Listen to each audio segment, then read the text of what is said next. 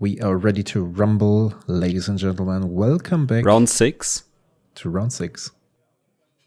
This time, a very classic matchup, Feldon against Aragorn. The last time we both casted something like this was when I was playing in Prague against Hau. It was exactly the same matchup. It's quite interesting depending on the version or the variant that the Red Deck Wins deck plays, whether or not it's well suited against the king, and also a bit dependent on the 99 of Aragorn, of course. I would imagine it's usually a bit Aragorn favored, right? Yeah, Due to the right. commander just being like, having lifelink in the command zone is just too good. I remember when I used to play Tymna Chrome, and just the 2 life from Tymna just was way better compared to, for example, cards like commanders like Kess back then. Mm-hmm. But wasn't that also due to the fact that at that time Karizev was played, and like Red Deck Wins was much slower overall? Wasn't it? Well, yeah, but in the end, every life matters. Right? Of course. And having one lifelink creature is very good. Yeah, and definitely. Having in the command zone always available, just to kill the kind of top deck situations that you usually end in against Red Deck Wins, especially with control. And if you don't have a way to gain life from the command zone, you just have to pray for something good from the top. And if you have it in the command zone, you know that once you hit enough lands, or once you drew the right, once you have the time to do so, you can just play your commander and basically win the game from there without doing anything else, because repetitive life gain just kills mono red usually pretty quickly. Yeah. So the tricky part here is we see that Aragorn, by the way, he does a good job already. He's searching for the basic lands in order to not scoop against Blood Moon. And if we look at Feldon's hand, he even has Blood Moon in hand. So that's very good from Aragorn. The thing is, you can take some damage. Like against Aragorn, you definitely want to have more creature-based hands, from my experience as an Aragorn player, because then you have multiple targets to deal with, and you cannot always trade 1-by-1 with counter spells. Because if your opponent has a spell-based hand mainly, you can just go down to 6, 8, whatever HP, and then just come back with Aragorn. Because at that point, they might not have any spells left to deal with Aragorn, or they have to trade 2 versus 1, which is already fine for you. Then you just recast it on turn 6. It's not too hard, and then you run away usually. Yeah. Aragorn also probably not a deck that runs a lot of board wipes. That's usually the way to come back against creature-based Red Deck Wins decks. But if you don't have them, you just have to trade 1 for 1, and then their cheaper commander usually can create some advantage. Yeah, I mean, there's also the control variant walking around from time to time. Yeah. But if we look at the board state, I think this guy is running the temper variant also. Yeah. What were you about to say?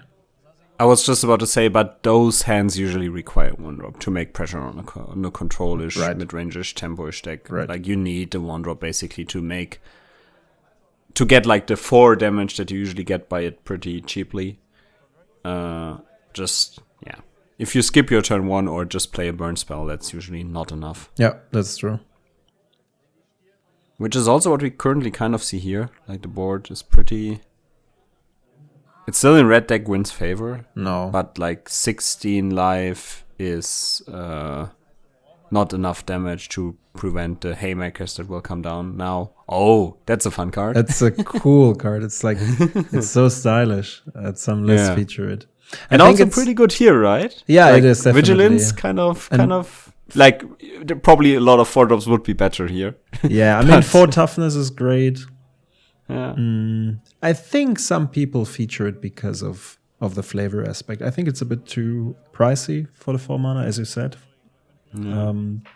I was probably always helps against initiative as well. Yeah, definitely. I was very careful with my 4-drops because I felt you're always in competition with Aragorn. That's the first thing. Second is quality these days at CMC4 is very high. Yeah. You want to make sure that the mana is well spent. So that's a trade. A bolt in addition to the Pyromancer, 2 damage from the elementals. That's nothing to be scared of. And that's a Grim Lavamancer? Yeah, I right. think? Right. Yeah. Nimbus Maze, also a fun land. And there is a Parallax Wave. That's a very powerful card. And it helps Aragorn even further to stabilize the board. And now he's ahead also by 6 life, so yeah. Even a strong land like Den of the Bugbear. I mean, he could activate the factory, which would not be very good because there's a Kata commando laying around. It would be a land destruction. Yeah, true. He could also exile it with Parallax Wave temporarily. It's not looking too good. No. Paying 5 to get 2 elementals from the graveyard with the Pyromancer is also not too great. Probably not the way, yeah. No, especially because he has 4 cards in hand and he wants to spend his mana. We see a Chandra Shard Volley.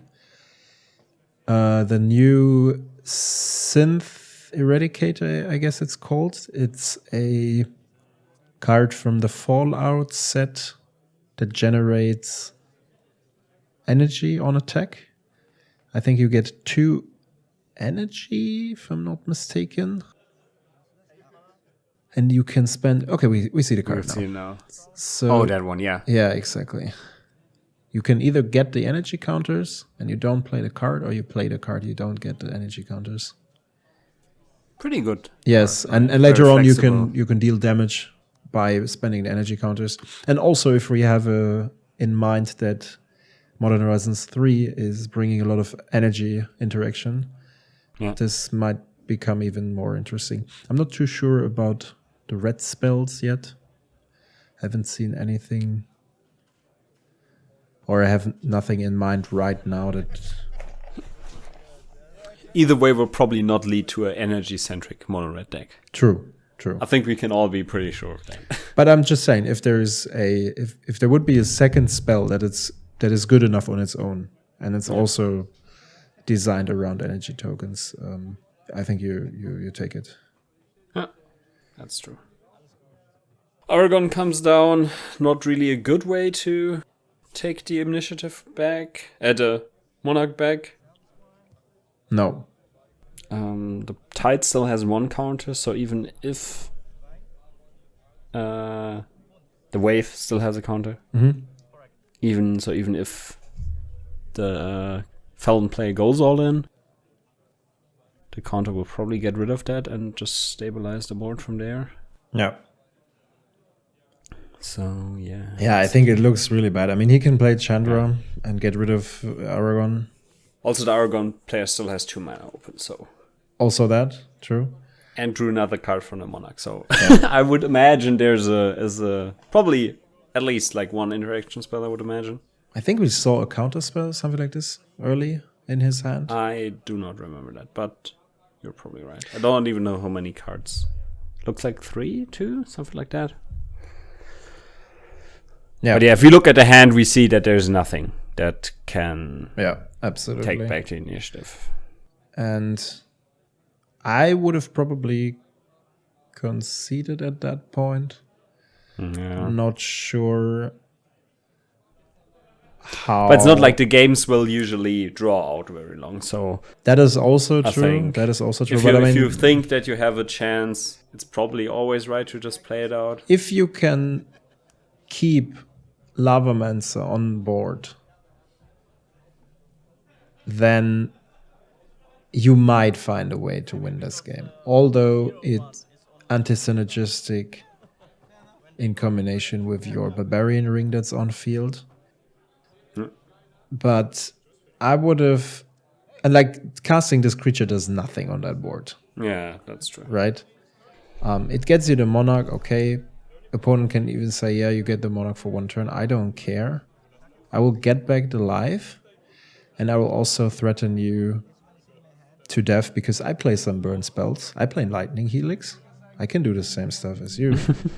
So maybe I will We even both draw play red. some. Yeah.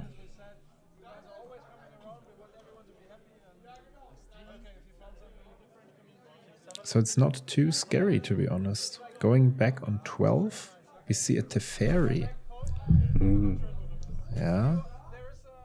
So imagine next turn you have to spend another 5 mana in order to bring down your boy. Yeah, I think now is the time. Yeah, so We now have the a board Bone is Crusher just Giant, 12 very damage. That's not going to happen, sir.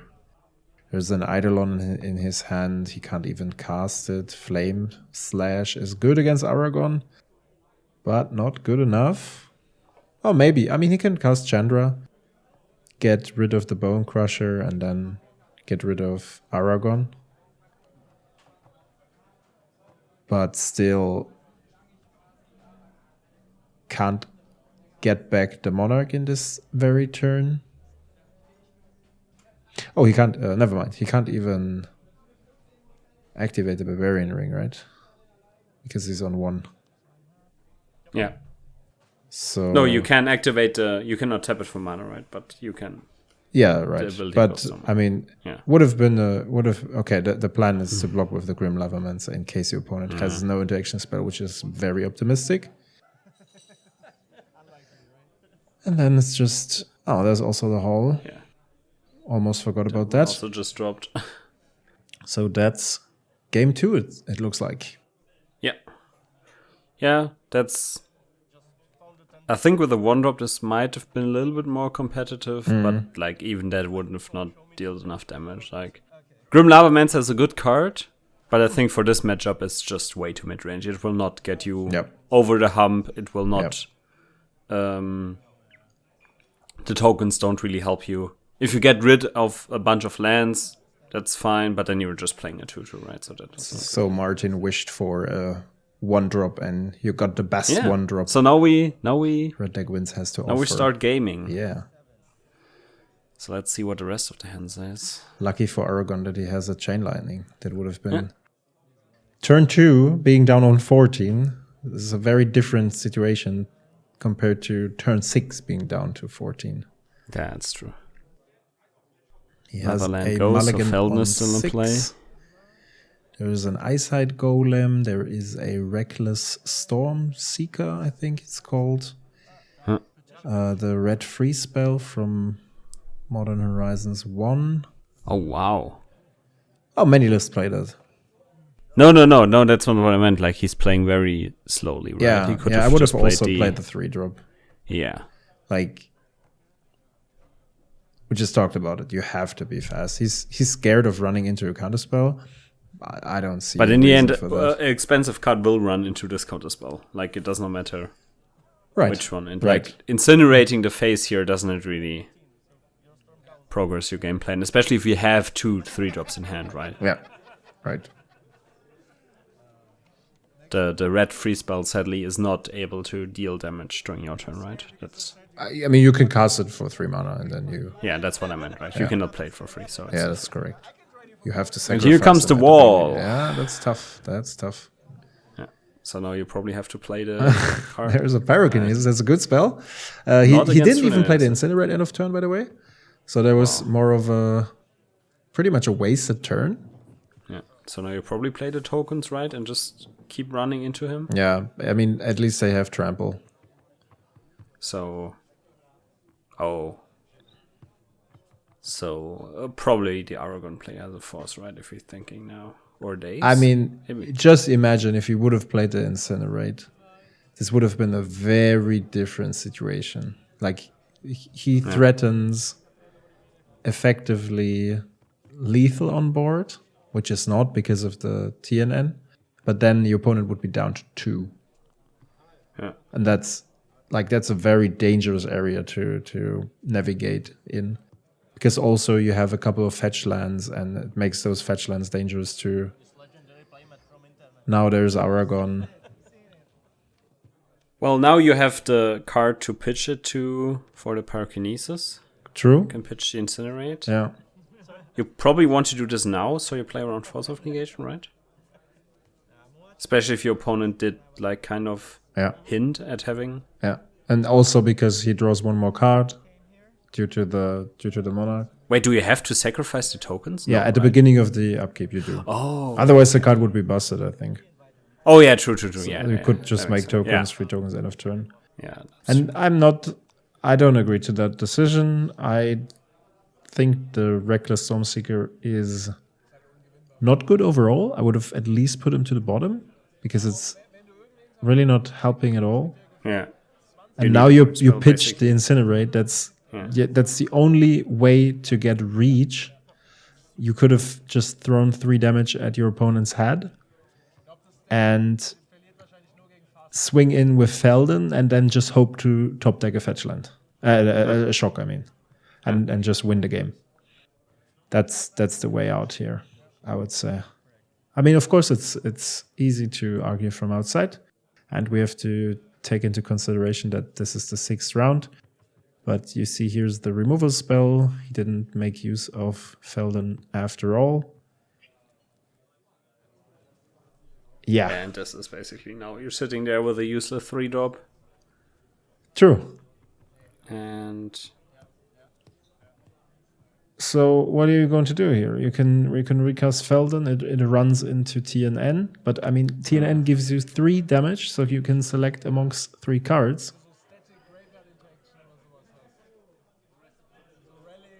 yeah, so he can probably do that next turn unless it gets removed, which it does.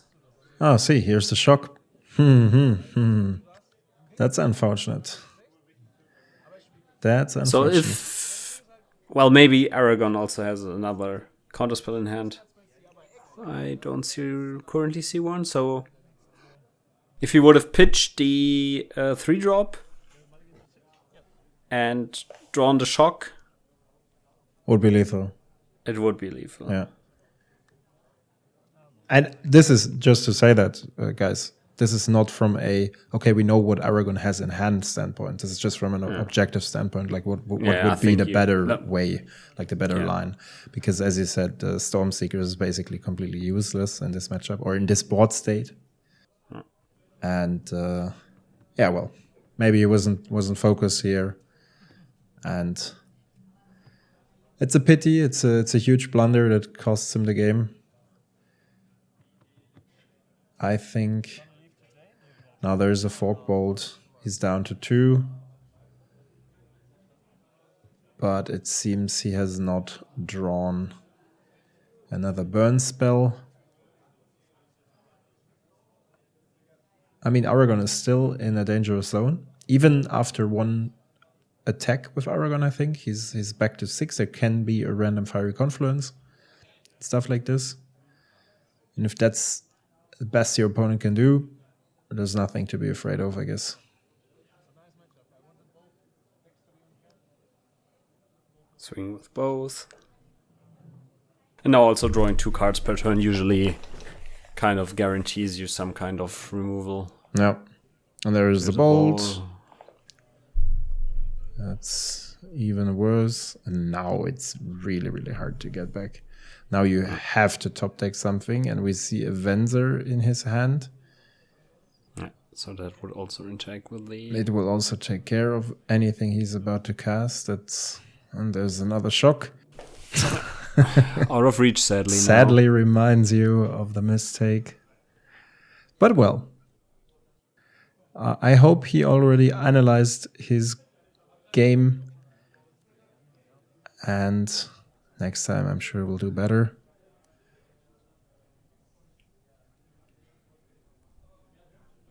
I'm not sure. I think he still made it into top 8. I'm actually not sure about that. There were a lot of Feldon players in top 8, I think. We see a Mantis Rider. Last game we had Lightning Angel. Now we have Mantis Rider. That's the... Mantis Rider dies to Lightning Bolt, which is pretty relevant against Feldon. True. And also kills here, so that's pretty nice. So Feldon went on. Yeah, Aragorn went on. Aragorn went on, right? Yeah. Yep. And fast match. Thanks for tuning in. Last round, 7th round, will be a special commander again. It's not like something completely new, but a funky one. Yeah. Looking forward to that. See you next time. See you. Bye-bye.